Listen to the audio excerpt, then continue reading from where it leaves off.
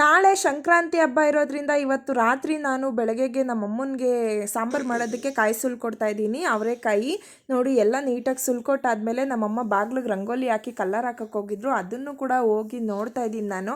ಎಷ್ಟು ಚೆನ್ನಾಗಿ ಹಾಕಿದಾರಲ್ವ ನಮ್ಮಮ್ಮ ಮತ್ತು ಆಂಟಿ ಇಬ್ಬರು ಸೇರ್ಕೊಂಡು ರಂಗೋಲಿನ ಅಂತ ನೋಡಿದೆ. ನೋಡಿ ರಂಗೋಲಿ ಎಲ್ಲ ನೋಡ್ಕೊಂಡು ಬಂದೆ.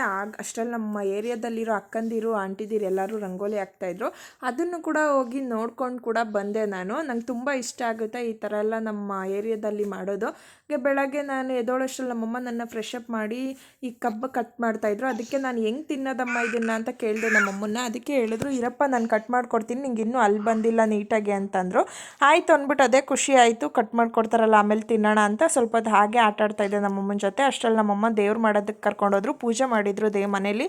ನೋಡಿ ಎಲ್ಲರಿಗೂ ಒಳ್ಳೇದು ಮಾಡಪ್ಪ, ಈ ವರ್ಷ ನನಗೂ ಒಳ್ಳೇದು ಮಾಡಪ್ಪ, ಬೇಗ ನನಗೆ ಸಬ್ಸ್ಕ್ರೈಬರ್ ಜಾಸ್ತಿ ಆಗೋಗಿ ಮಾಡಪ್ಪ ಅಂತ ದೇವ್ರ ಹತ್ರ ಕೇಳ್ಕೊಂಡು ಹಾಗೆ ಎಳ್ಳು ಬೆಲ್ಲ ತಿಂದು ಎಲ್ಲರೂ ಒಳ್ಳೆ ಮಾತಾಡ್ರಿ. ಎಲ್ಲರಿಗೂ ಮಕರ ಸಂಕ್ರಾಂತಿ ಹಬ್ಬದ ಆರ್ಥಿಕ ಶುಭಾಶಯಗಳು. ಎಲ್ಲರಿಗೂ ದೇವ್ರು ಒಳ್ಳೇದು ಮಾಡಲಿ. ಹಾಗೆ ನೋಡಿ ನಮ್ಮಮ್ಮ ನನಗೂ ಎಳ್ಳು ಬೆಲ್ಲ ತಿನ್ನಿಸಿದ್ರು, ಅವ್ರಿಗೆ ನಾನು ಕೂಡ ಎಳ್ಳು ಬೆಲ್ಲ ತಿನ್ನಿಸ್